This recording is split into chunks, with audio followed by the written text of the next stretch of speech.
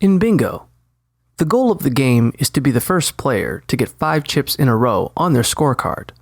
Your row of 5 chips can be horizontal, vertical, or diagonal. To get started, give each player at least 1 scorecard and plenty of bingo chips.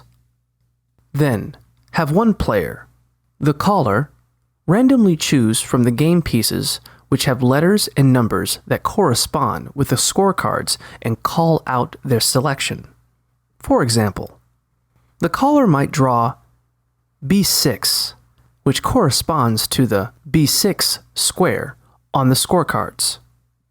If your scorecard has that square on it, place a bingo chip on it.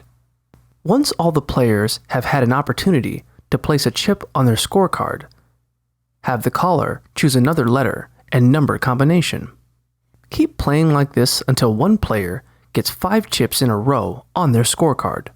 If you're the first player to get 5 in a row, call out bingo to win the game.